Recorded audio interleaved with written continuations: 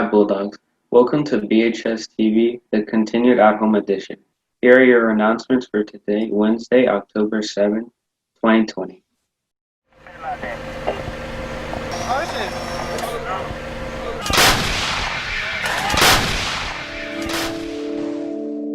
What's happening between Armenia and Azerbaijan?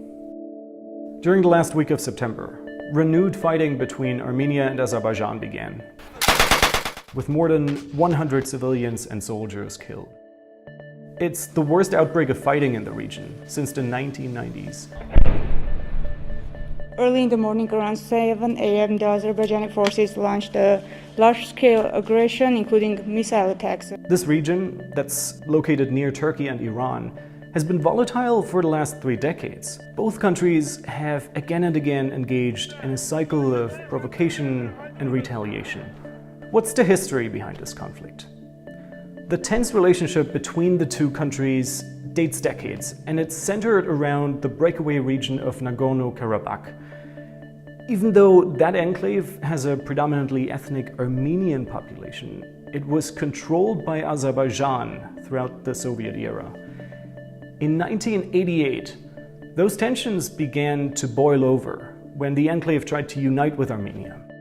And when the Soviet Union collapsed in 1991, tensions escalated unrestrained. Armenia and Azerbaijan went to war over the enclave. More than 20,000 people died, and nearly 1 million people were displaced by the violence before a ceasefire was declared in 1994. Until today, the vast majority of countries worldwide consider the enclave to be a part of Azerbaijan. But for people living there, the reality has felt very different for the last 3 decades. They consider themselves to live in an independent state, mostly controlled by political factions linked to Armenia.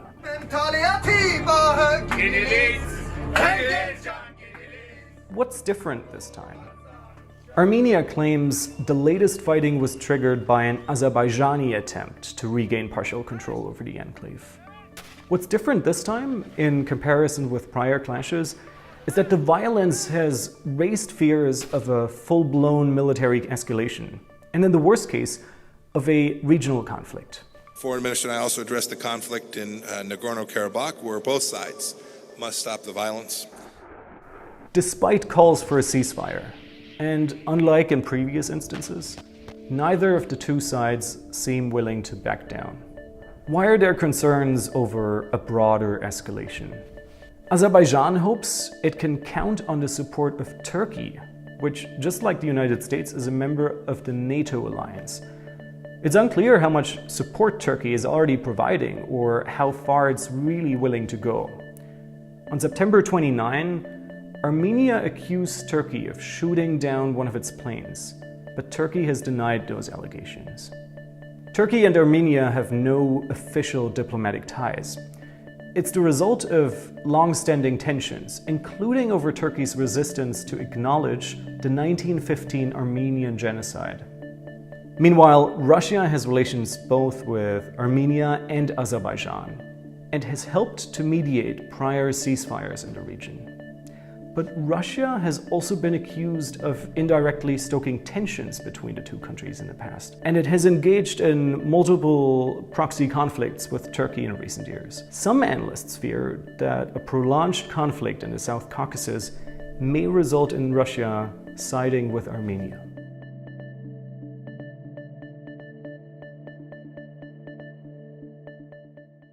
When the genocide ended on May 28, 1918, Armenia became a free country for the first time.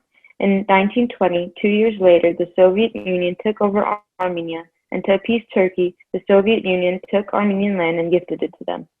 A territory known as Artsakh, which was occupied by Armenians for thousands of years, went under the rule of a newly built country, Azerbaijan. A part of that territory was populated by ethnic Armenians who arrived to return to Armenia and fought against their new government. The territory separated itself from Azerbaijan and became the Republic of Artsakh, or the Republic of Nagorno-Karabakh in their ethnic Armenian language. Now for the current problem. On September 27, 2020, Azerbaijan used the COVID peacetime to attack Artsakh. They bombed and attacked civilian cities and started a war against Armenia and Artsakh. Turkey supports and finances them as well as Israel. They have hired Syrian mercenaries. They fight against Armenia with illegal bombs and weapons as Armenia struggles to fund their soldiers. Armenia is fighting back. Diaspora from all over the world desire to go back to their homeland, to fight for their land, rights, and freedom, to help their people and their soldiers. Many soldiers are born in the 2000s. They are barely older than us. Some of them are younger than us. Their lives have barely begun. There are so many Armenian volunteers from around the world going to fight for our homeland. But that is a part of the problem. It is only Armenians. Only Armenians that know about the problem are the ones that are speaking up. Armenians are supported by people all around the world, but the media doesn't report anything. The articles that do exist are brief and barely address anything, but please do not let that stop you. Please recognize what is going on around the world, and please be aware of what the people around you may be going through. We are not asking you to donate money. We are not asking you to join our protests, but we are asking you to spread the news. We may be small, but we are loud. Do not let our voices go unheard. Do not idly stand by. We want peace. It is all we have ever wanted. If you want to donate, we recommend donating to the Armenia Fund at armeniafund.org. This foundation was established in 1994 and has helped supply and deliver goods, money, and clothes to the people in need. Thank you. Attention all 10th graders. Your picture day is this Friday, October 9th. You are scheduled to take your photo in the small gym by grade level in alphabetical order. Please see the schedule posted on the BHS website in your class of 2024 ASB Google Classroom. Students might bring either their temporary ID or last year's school ID. No more than 3 students will be allowed in the gym at any given time. Physical distance markings will be in place outside of the gym. Masks are required except when the photo is taken. Students will enter and exit through separate entrances. Only students will handle their own IDs, and students will return directly to their transportation when finished. Don't miss out on your 10th grade picture day. Attention all AP students.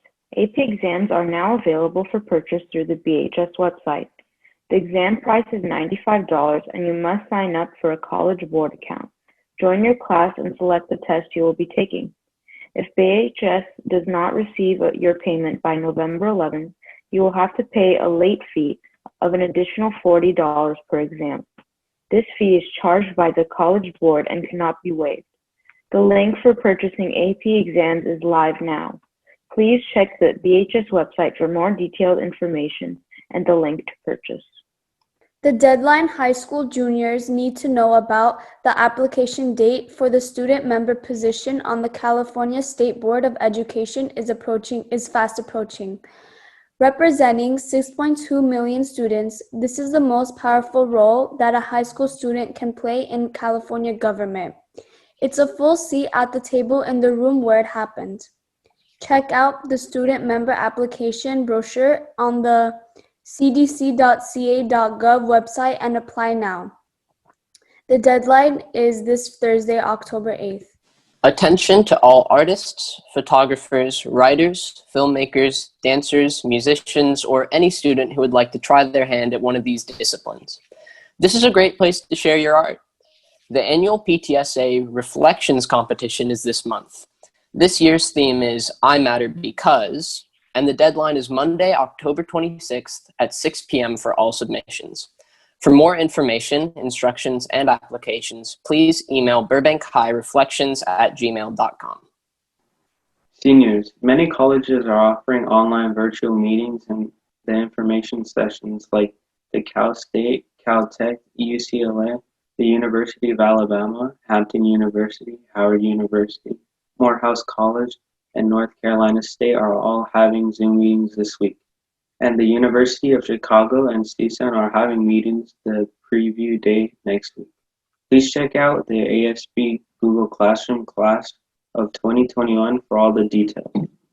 Seniors, check out studentscholarships.org or BHS_counseling SWAT on Instagram for the latest available scholarships to apply for. You don't want to miss out on free money for college. Attention seniors, are you interested in learning more about USC, hearing what it takes to attend, what majors do they offer?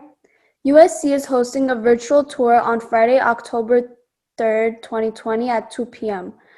The link to sign up is on the Class of 2021 ASB Google Classroom for the USC virtual tour.